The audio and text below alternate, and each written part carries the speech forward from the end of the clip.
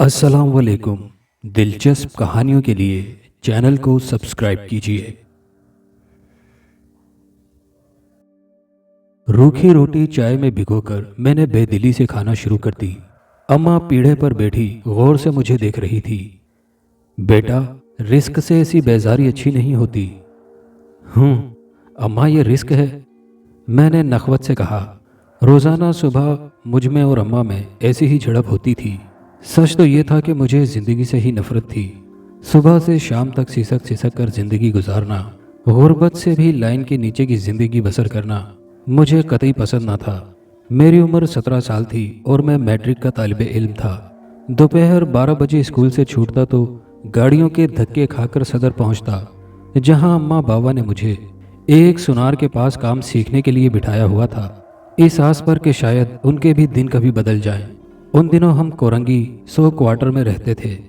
کہنے کو کراچی روشنیوں کا شہر ہے، مگر کراچی کی روشنیوں سے دور بیابان جہاں کبھی کنڈا سسٹم سے بجلی لائی گئی، بجلی فیل ہو جاتی تو لالٹینوں کی روشنی کے باوجود خوب اندھیرا طاری ہو جاتا کہ شمشان کی تاریکیاں یاد آ جاتی۔ ابا جان ایک بسکٹ فیکٹری میں ملازم تھے اور میرے علاوہ مجھ سے چھوٹے بہن بھائیوں پر شام کو آ کر دن بھر کا غصہ اتارا کرتے تھے۔ بات بات پر روئی کی طرح دھنک دینا، اماں پر گرجنا برسنا ان کی خاص عادت تھی۔ مجھے اس گھٹن، بے چینی، لاچاری اور غربت سے سخت نفرت تھی۔ کبھی میں گھر سے بھاگ نکلنے کا تہیہ کر لیتا، مگر کوئی نہ کوئی ایسی بات ہو جاتی کہ میرے قدم رک جاتے۔ وہ تو اگر چاچا خدا داد نہ ہوتے تو ہمارے گھر میں خوشی کا شائبہ تک نہ ہوتا۔ اچھے آدمی تھے، خوش رہتے، زیادہ تر باتیں قافیہ باندھ کر کرتے، دعائیں بھی انتہائی سریلے انداز میں قافیہ سرائی کرتے ہوئے دیتے۔ سچ پوچھئے تو مجھے اس وجہ سے بھی پسند تھے کہ انہوں نے ایک دفعہ مجھے پاس ہونے پر ایک عدد گھڑی انعام میں دی تھی، اور ویسے اکثر کھانے پینے کی چیزیں لاتے رہتے تھے۔ کہنے کو تو ہمارے پڑوسی تھے، مگر رشتہ داروں کی طرح تھے۔ مجھے کہتے ہوئے تھوڑی سی شرمندگی محسوس ہوتی ہے کہ میں ہمیشہ سے مادہ پرست رہا ہوں۔ شاید کہ یہ میری بچپن کی محرومیوں کا اثر ہو، مگر میرے 5 بہن بھائی ہمیشہ حال میں مست اور صابر و شاکر رہا کرتے تھے۔ لیکن میں سمجھتا ہوں کہ ان میں زندگی کا شعور ہی نہیں تھا۔ وہ چڑیل کو چمگادڑ اور پہاڑ کو رائی سمجھنے والے لوگ تھے۔ خود میرے ماں باپ بھی ایسے ہی تھے، جبکہ مجھے بچپن سے یہ محسوس ہوتا رہا جیسے میں ان سب سے الگ ہوں، کوئی شہزادہ ہوں جو اپنے بارونق محلوں سے بھٹک کر ان ویرانوں میں آ گیا ہے۔ اس کی وجہ کچھ میری ظاہری شکل و صورت بھی تھی۔ میں اپنے کالے کلوٹے خاندان میں راج ہنس کی طرح سر اٹھائے پھرتا تھا۔ بچپن سے ہی کئی دفعہ میں نے خود کو خواب میں ایک ویران سفید محل میں پھرتے دیکھا تھا، جہاں ہر طرف روشنیاں، خوشبوئیں اور کھنکتے جام تھے، مگر اس خواب کا اختتام ہمیشہ ایک غلاظت قدے پر ہوتا تھا، جہاں آ کر میں اسیر ہو جاتا تھا، جہاں در و دیوار پر غلاظت لپٹی ہوئی ہوتی تھی، قدموں تلے گندگی کے ڈھیر ہوتے تھے اور میں ان میں پھنس کر رہ جاتا تھا۔ ایک خوبصورت خواب کا یہ غلیظ اختتام مجھے بہت جذبوز کرتا تھا۔ میں اس خواب کے پہلے حصے کو اپنی اصلیت اور دوسرے کو موجودہ حیثیت قرار دیتا تھا، مگر ایک دفعہ میں نے اس خواب کی تعبیر چاچا خدا داد سے پوچھی تھی تو وہ کچھ دیر سوچتے رہے، پھر کسی پرانی کتاب کی ورق گردانی کے بعد بولے، بیٹا دنیا کی محبت سے بچو، یہ خطرناک گڑھا ہے۔ میں نے ان کی بات ایک کان سے سن کر دوسرے کان سے اڑا دی۔ مجھے تو زندگی سے ہمیشہ دولت چاہیے تھی، ڈھیر ساری دولت، عزت، شہرت، لذیذ کھانے، بہترین لباس، سواری اور ہر آسائش۔ یہ سب کچھ مجھے یہاں میسر نہیں تھا۔ میں یہ سب کچھ حاصل کرنے کے لیے کچھ بھی کرنے کو تیار تھا، کوئی بھی ایسا قدم اٹھانے کو جو جائز ہو یا ناجائز، مجھے اس کی پرواہ نہیں تھی۔ میں تو بس دولت اور صرف دولت کے خواب دیکھا کرتا تھا۔ کبھی کبھی جاگتے ہوئے میں بھی میں آنکھیں بند کرتا تو مجھے ایک حسین و جمیل شہزادی ہاتھ بڑھاتی نظر آتی۔ میں جس سونار کے ہاں کام سیکھا کرتا تھا، کبھی مجھے خیال آتا کہ کیوں نہ 1-2 بسکٹ یہاں سے لے کر فرار ہو جاؤں، مگر ایسا کرنے اور اس کے بعد آنے والے عذابوں کو بھگتنے کا حوصلہ مجھ میں نہیں تھا۔ بچپن سے مجھے مذہب اور عبادتوں وغیرہ سے کوئی دلچسپی نہیں تھی۔ کبھی نماز پڑھ لی تو پڑھ لی، ورنہ برسوں مسجد کی شکل دیکھے ہوئے ہو جاتے۔ عقائد بھی بس میرے یوں ہی تھے۔ کبھی کمیونزم کا مطالعہ کر لیا تو اللہ تعالیٰ کے وجود پر ہی شک کر بیٹھا، کبھی فروئی معاملات میں الجھ گیا، کبھی بدھزم، کبھی کچھ۔ ہمارے گھر کے قریب ہی ایک مسجد بن رہی تھی، لوگ اس میں بڑھ چڑھ کر حصہ لے رہے تھے۔ क्योंकि करीब मस्जिद बन जाने से दूर जाने का मसला हल हो जाता। मैं भी कभी कभी तमाशा देखने चला जाता और लोगों की हिमाकत पर अपने तय हंसता रहता। उन्हीं दिनों मस्जिद के इर्द गिर्द एक साहब नजर आने लगे। ये लंबी दाढ़ी, लंबा सिया चोगा और लंबोदरी टोपी खुद को फ़लस्तीन का रहने वाला बताते थे, और ये भी कि उनका सिलसिला नस्ब एक मशहूर सुल्तान से जा मिलता है।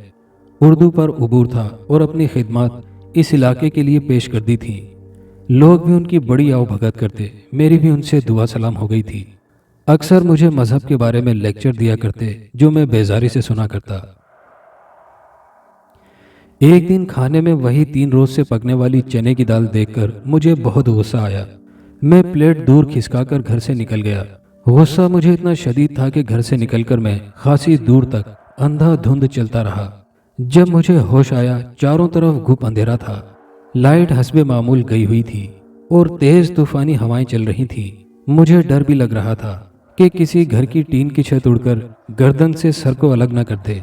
फिर अचानक मुझे मस्जिद का ख्याल आया और मैं पनाहगाह की तलाश में उधर चल दिया। मस्जिद का दरवाज़ा मुकफ्फल था, मगर 4 फुट ऊंची दीवार फलांगना क्या मसला था।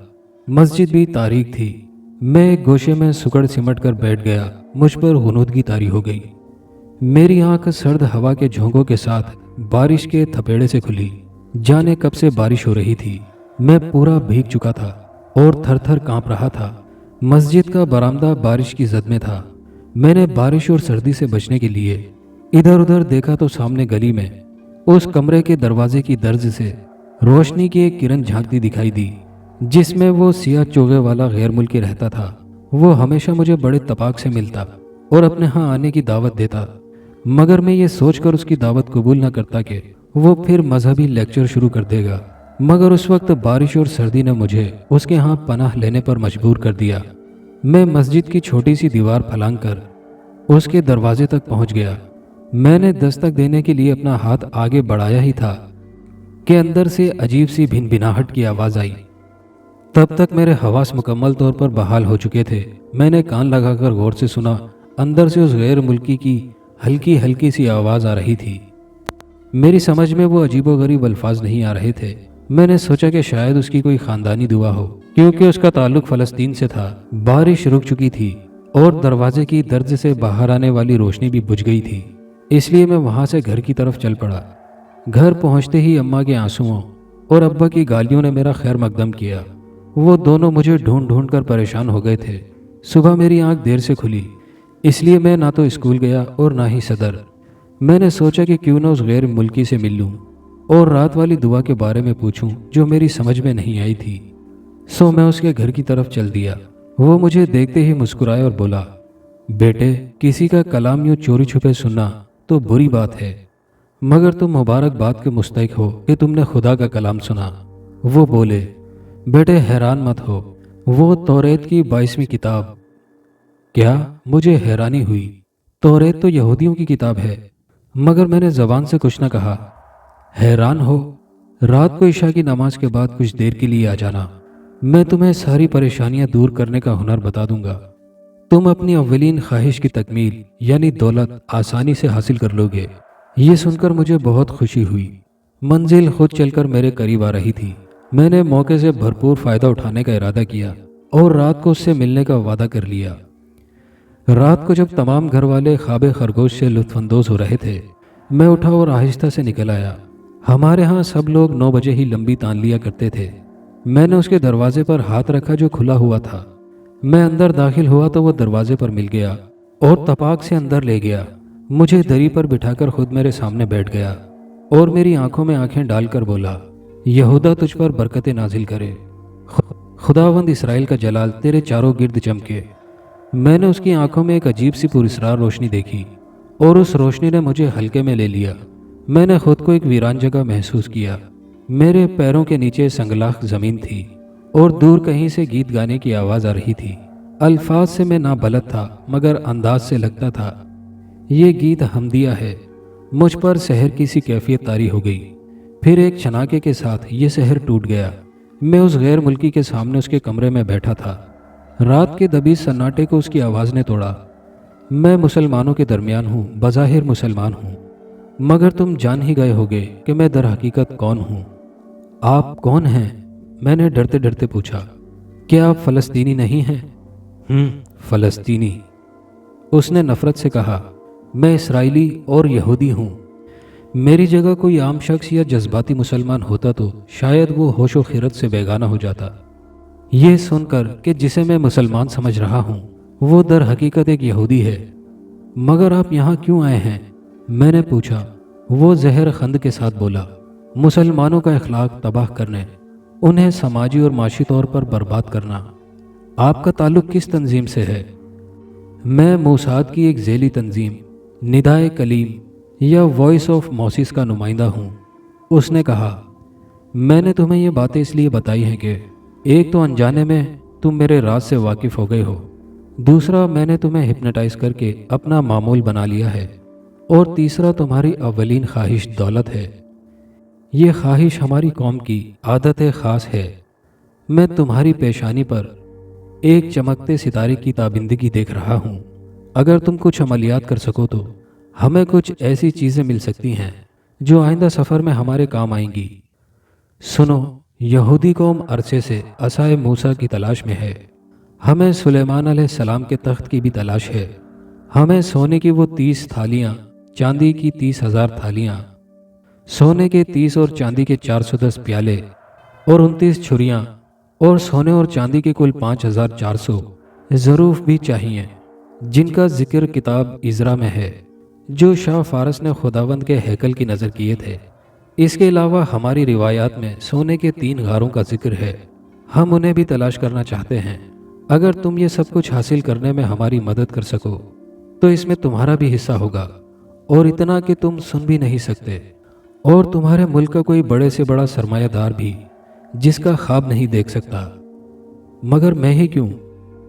आपने मुझे ही क्यों चुना? मैंने पूछा। वो बोला, मुझे किसी ऐसे मुसलमान की तलाश थी जिसका दिल खुदा की मोहब्बत से खाली और ख्वाहिश दुनिया से भरपूर हो। हम किसी ऐसे शख्स का सहारा लेकर ही उस खजाने तक पहुंच सकते हैं, क्योंकि ये एक हकीकत है कि इमामत और खिलाफत बनी इसराइल से छिन चुकी है, और मुसलमान ही वो लोग हैं जिनका तौरेत में जगह जगह जिक्र है। शुमाल से आने वाले जंगजू लोग ये मुसलमान ही हैं। हमें किसी फातिह कौम का फ़र्द चाहिए। तो क्या इसके लिए मुझे यहूदी मज़हब इख्तियार करना पड़ेगा? नहीं नहीं, उसने कहा, तुम अपनी जगह मुसलमान ही रहोगे। वैसे तुम्हारे माशरे में कितने लोग हैं जो मुसलमान हैं? मगर आप ये सब कुछ करेंगे कैसे? जादू, काले जादू से। दुनिया में काले जादू की जितनी ताकत हमारे पास है वो शायद ही किसी के पास हो। इंडिया तो इस सिलसिले में बिला वजह ही मशहूर है। रिवायत है कि 2 फरिश्ते हारूत और मारूत खुदावंद की तरफ से लोगों का इम्तिहान लेने और उनको जादू सिखाने के लिए आए। उनकी जादू की किताब का एक सफ़ा किसी तरह उड़कर हिंदुस्तान आ गया था। सो आज ये लोग उसी के बलबूते पर जादू करते कराते हैं। हमारे पास तो उसका काफ़ी हिस्सा मौजूद है, मगर अब मुझे क्या करना होगा? मैंने पूछा। कुछ नहीं, बस तुम रोज़ाना कर मुझसे एक सबक लिया करो। मगर मेरे घर वाले? कोई कुछ ना कर पाएगा। तुम्हारी पेशानी पर सितारा दाऊद जगमगा रहा है। एक बात बताइए, मैंने पूछा। पूछो, वो बोला। आप जादू करने के बावजूद नमाज किस तरह पढ़ लेते हैं? जादू तो इबादत से दूर भागता है। वो बोला, बात अकीदे और ईमान की होती है। जब अकीदा और ईमान ही नहीं तो नमाज के अल्फाज भी हमारे लिए आम बोलचाल के लफ्ज़ हैं। क्या फ़र्क पड़ता है? अच्छा, जादू करने के बावजूद आप खुद को यहूदी कैसे कहते हैं? मैंने तो सुना है कि तौरात में कई जगह लिखा है कि जादू करने वालों को ना छोड़ो। वो बोला, तुम एक नेक मकसद के लिए ये सब कुछ कर रहे हो, और वैसे भी हम खुदा के मुंतखब बंदे हैं। हमें कोई गुनाह नुकसान ना पहुंचा सकेगा। चंदा, तुम कल से मेरे पास आ जाओ। उसने बात ख़त्म की। सुबह होने वाली थी। मैं जल्दी जल्दी घर पहुंचा और बिस्तर में घुस गया। सुबह जब आँख खुली तो दिन चढ़ाया था। चूँकि इतवार का दिन था लिहाजा किसी ने मुझे जगाया ही नहीं। घर में अब्बा की आवाज़ गूंज रही थी। वो चचा खुदादाद से कोई ज़ोरदार बहस कर रहे थे।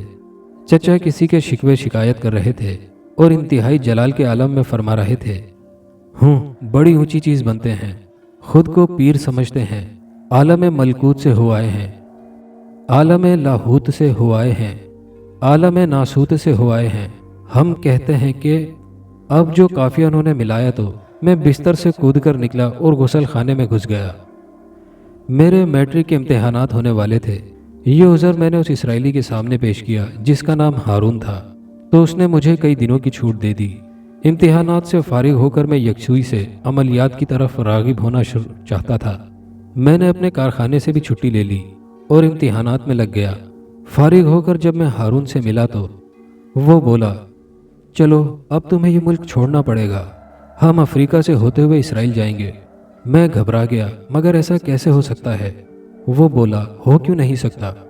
دنیا میں کیا نہیں ہو سکتا میرے بچے، مگر یہاں آپ کا مشن، فی الحال اس سے اہم کام ہمارے پیش نظر ہے۔ تم چلنے کی تیاری کرو، ہم کسی وقت بھی نکل جائیں گے سمندری جہاز کے ذریعے۔ میں گھر آیا، کچھ پریشان تھا اور گھبرایا ہوا بھی، مگر میرے سامنے ایک سنہرا مستقبل تھا۔ بھوک، غربت، بیماری اور جہالت سے بچنے کے لیے مجھے ایک راستہ مل رہا تھا۔ میں نے یہ ارادہ کر لیا کہ میں یہ کر گزروں گا۔ مجھے اپنی زندگی اپنی مرضی سے گزارنے کا پورا حق حاصل تھا۔ میں نے خاموشی سے اپنا سامان سمیٹا اور گھر سے نکل آیا۔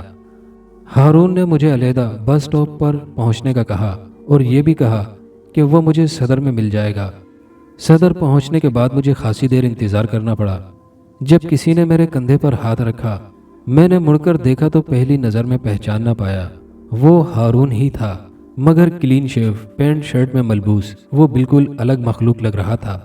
وہاں سے ہم بس میں بیٹھ کر پورٹ قاسم پہنچے اور وہاں سے ہارون کے کسی جاننے والے نے ہمیں جہاز پر پہنچا دیا۔ جہاز پر بہت سے لوگ تھے، بھانت بھانت کی بولیاں تھیں۔ ہم اپنے کیبن میں پہنچے اور فریش ہوئے۔ اگلے دن جہاز چل پڑا۔ سمندر کے بیچ میں پہنچ کر میں نے عرشے سے پہلی بار سمندر کا نظارہ کیا۔ میرے لیے یہ سب کچھ نیا تھا۔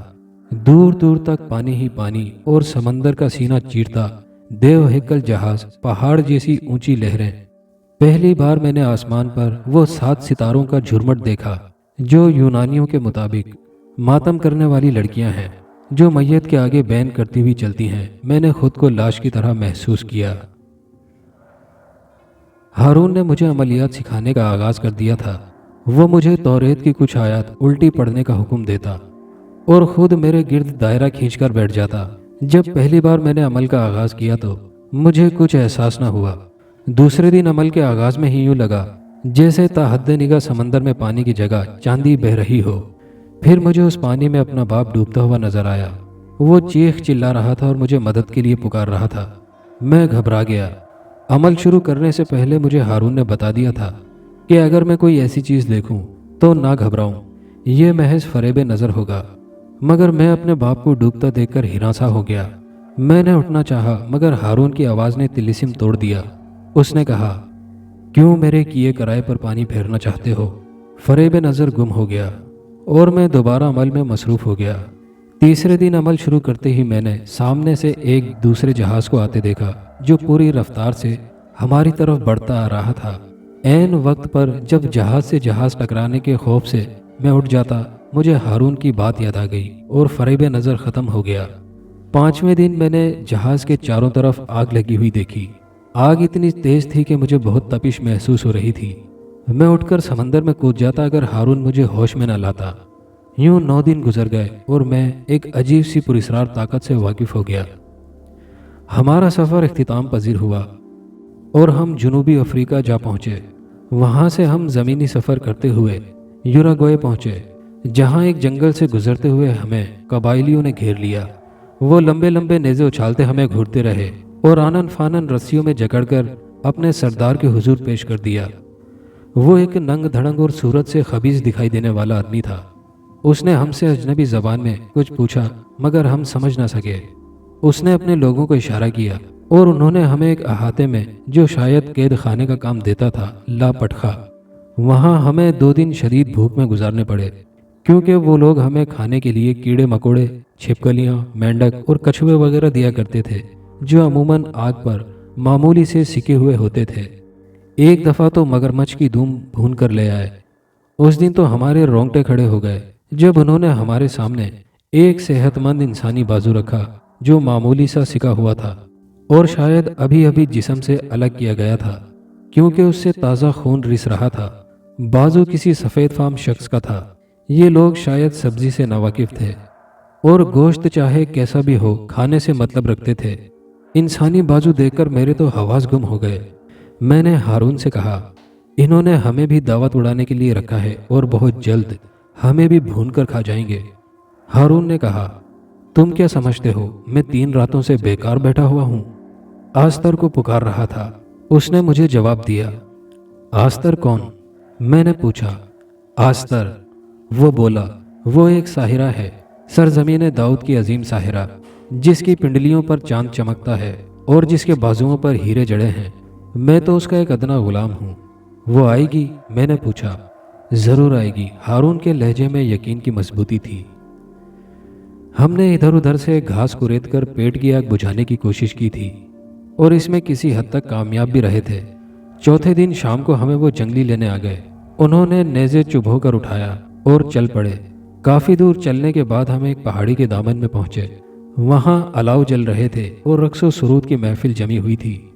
मगर मेरे रोंगटे ये देखकर खड़े हो गए कि 3 जिंदा इंसान जानवरों की तरह लंबी लंबी सीखों में पिरोए हुए थे और आग पर भुन रहे थे। उनकी चीखों पुकार से दिल लरज रहा था। थोड़ी दूर 10-12 सुअर उसी तरह सीखों में लटके हुए जिंदा आग पर सेंके जा रहे थे। इंसान यकीनन किसी खास की ग़िज़ा थे और खिंजीर अवामुन नास की। मेरा दिल पेंडोलम की तरह धड़कने लगा।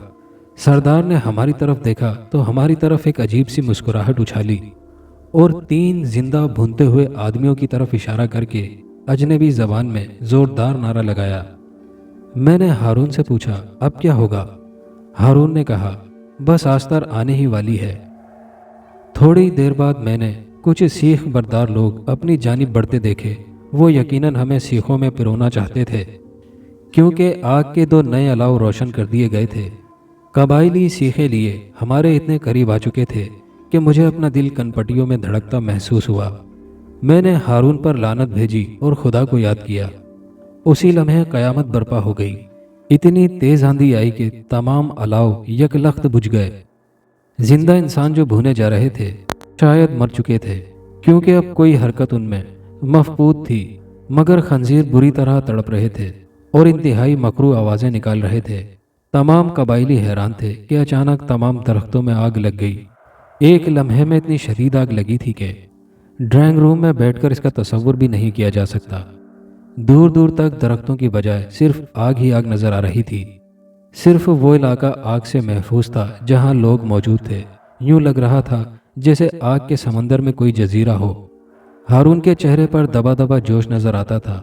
यूं लग रहा था जैसे आग हमारे अलावा सब पर पूरी तरह असरअंदाज हो रही हो, क्योंकि कबायलियों का एड़ी से चोटी तक पसीना बह रहा था, लेकिन हमें तपिश ज़रा भी महसूस नहीं हो रही थी। अचानक मेरी आंखों ने एक हैरत अंगेज मंजर देखा। आग के समंदर में तैरता हुआ एक वजूद हमारी तरफ आ रहा था। जब वो करीब पहुंचा तो उसके निस्वानी खदोखाल नुमायां हुए। शोलों की तपिश से उसका चेहरा सुर्ख नजर आ रहा था और वो यकीनन रूए ज़मीन की सबसे हसीन औरत थी। आस्तर, हारून बुड़बुड़ाया और खुशी का नारा लगाया। तमाम कबायली पहले तो दम्बाखुद खड़े रहे, फिर सजदे में गिर पड़े। आस्तर के नमूदार होते ही खंजीरों का गोगा भी यकलख्त मादूम हो गया। वो करीब पहुंच चुकी थी।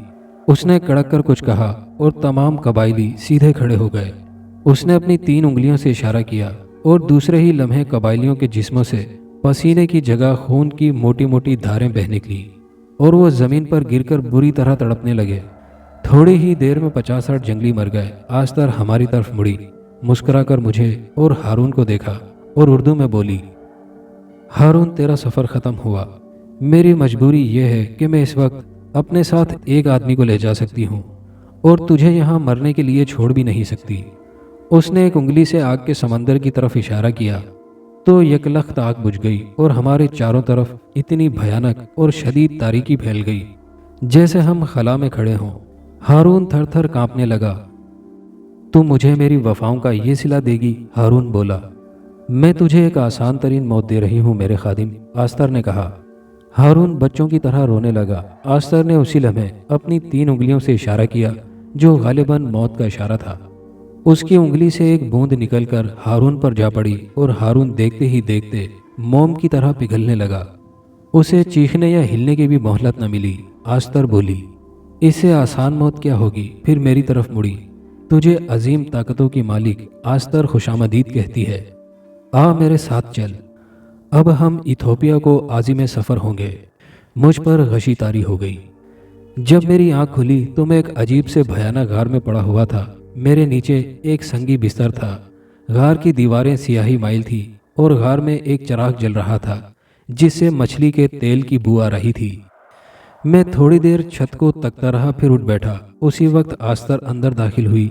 वो जर्द फूलों का लिबास पहने हुए थी। यूं लग रहा था जैसे गर्दन से पैरों तक फूल चिपका दिए गए हों। वो मुझे देखकर मुस्कुराई और उसके खूबसूरत दांत नुमायां हो गए। अब हम इथोपिया में हैं। यहाँ हम असाए कलीम तलाश करेंगे। रिवायात के मुताबिक सुलेमान अलैहिस्सलाम एक दफ़ा इथोपिया की सैर को आए थे और यहाँ असाए मूसा भूल गए थे। हम वो तलाश करेंगे, मगर इथोपिया जाने से पहले हम मिस्र जाएंगे। मिस्र जाकर क्या करेंगे, मैंने पूछा। मिस्र के सबसे बड़े साहिर सामरी का खजाना तलाश करेंगे।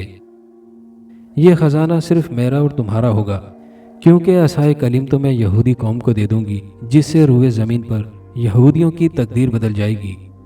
वो फिर से उसी अजमत रफ्ता के मालिक बन जाएंगे जो उनसे छीन ली गई है। फिर हम मिस्र पहुंच गए। ये सवाल बार बार मेरे जहन में उभरता था कि आस्तर जब खुद बहुत बड़ी साहिरा है तो वो ख़जाने और असाए कलीम की तलाश का काम मुझसे क्यों लेना चाहती है। आखिर मैंने उससे पूछ ही लिया। तब उसने बताया, सामरी बहुत बड़ा जादूगर था, ये तो तुम भी जानते हो। उसने अपने ख़जानों के गिर्द भी जादू का हिसार कायम किया होगा। अगर मैं खुद उस हिसार में फंस गई तो तुम मेरी मदद नहीं कर सकोगे, लेकिन मैं तुम्हारी मदद करके तुम्हें उस हिसार से निकाल लूँगी। आस्तर की ये बात मेरी समझ में आ गई। काहिरा पहुंचने के बाद एहराम के साए तले आस्तर ने चांद की रोशनी में कोई जायचा सा बनाया और फिर सहरा के दरमियान एक पहाड़ पर ले आई। रात आहिस्ता आहिस्ता दिन में बदलती जा रही थी। ऐसा लग रहा था जैसे सूरज निकल रहा हो, मगर रोशनी का मंबा नजर नहीं आ रहा था। आस्तर ने कहा, मैं इस पहाड़ और सहरा के बारे में सब कुछ जानती हूँ। मगर किस तरह, मैंने पूछा। वो बोली, तुमने सुना होगा कि वायरस हजारों बरस जिंदा रहता है। यहाँ ऐसे हजारों वायरस हैं जो करोड़ों साल से जिंदा हैं। वो अपनी अपनी कहानियाँ सुनाते हैं। बस उन तक पहुँचने के लिए जहन रसा की ज़रूरत है। कभी ये नहीं समझना चाहिए कि साइंस और जादू दो अलग चीज़ें हैं। जादू दर हकीकत साइंस ही की एक शक्ल है। इन बातों का फ़िलहाल वक्त नहीं। अब तुम्हें एक नए सफ़र पर तने तनहा रवाना होना है। तुम तैयार हो ना? मैंने इस बात में सर हिलाया। अब सहरा में अजीबो गरीब रोशनी फैल चुकी थी। आस्तर का कमाल था। हम करीब नजर आने वाली चट्टान की तरफ चल पड़े। चट्टान ऊपर से सपाट थी। आस्तर ने मुझे उस पर लेटने का हुक्म दिया और बोली, अब मैं तुम्हारे साथ नहीं होंगी। तुम्हें जो करना है अकेले ही करना है। तुम्हारे अंदर नई कुव्वतें बेदार हो रही हैं। तुम जहाँ का तस्वुर करोगे लम्हों में वहाँ पहुँच जाओगे, वो भी जिस्मानी शक्ल में। चलो, देर हो रही है। खुदावंद इसराइल तुम्हारा मददगार हो। जाओ।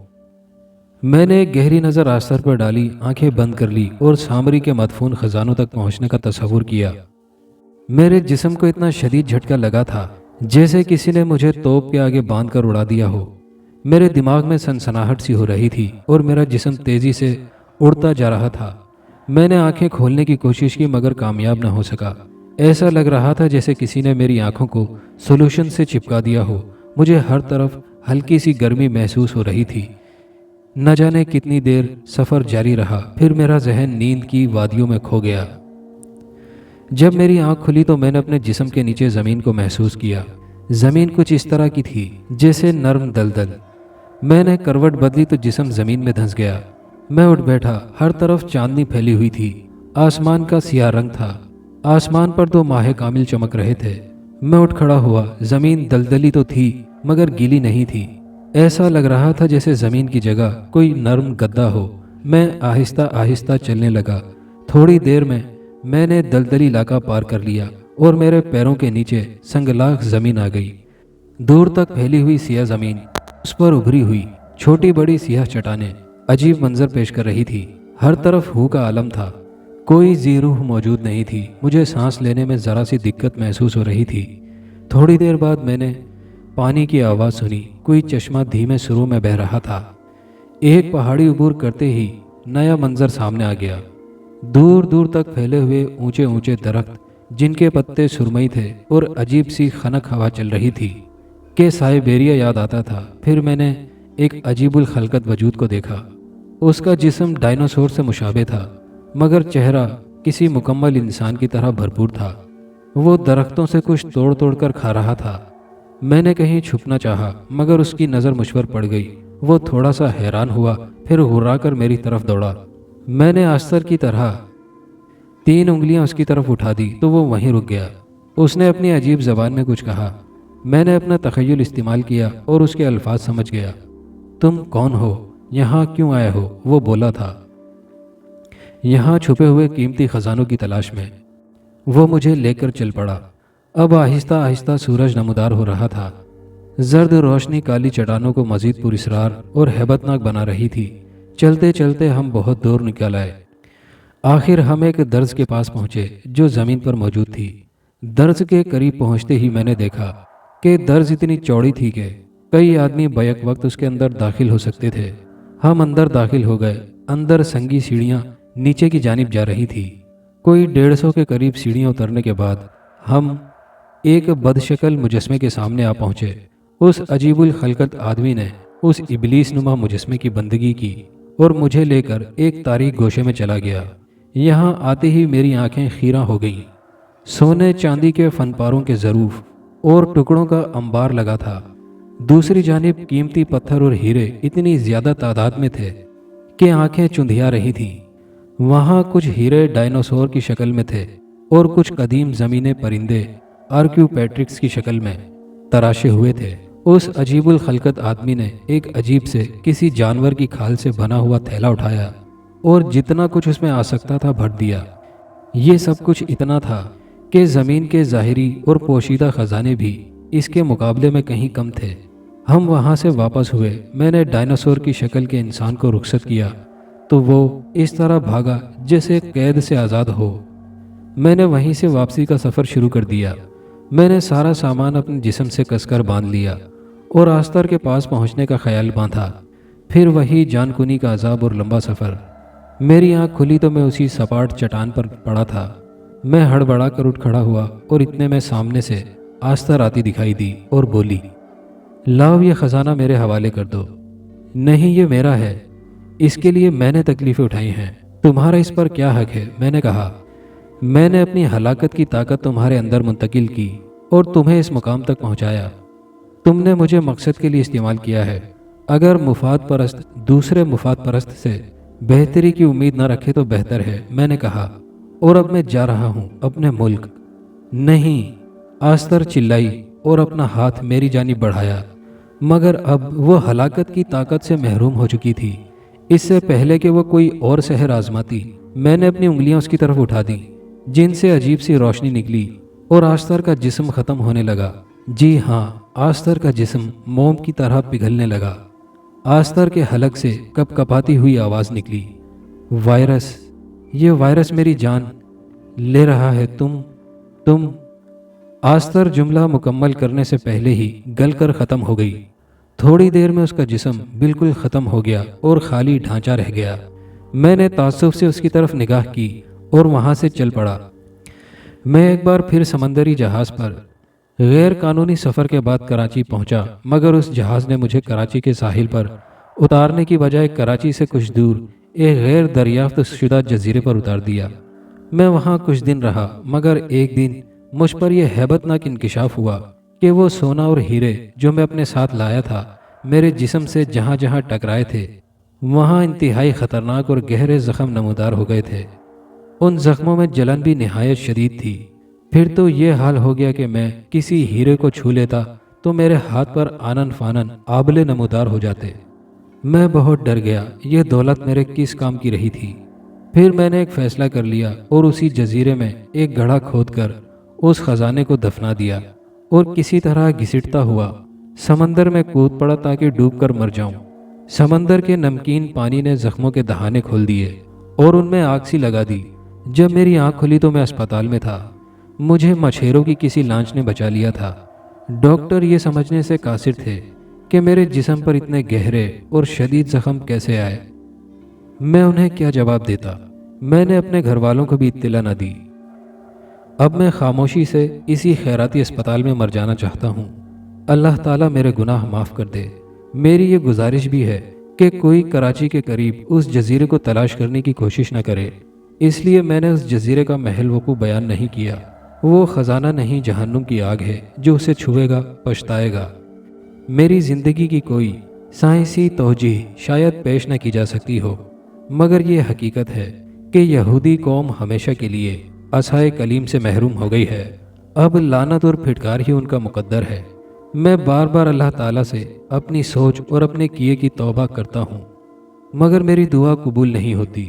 آپ بھی میرے لیے دعا کیجئے کہ اللہ تعالیٰ مجھے معاف کر کے موت عطا کر دے۔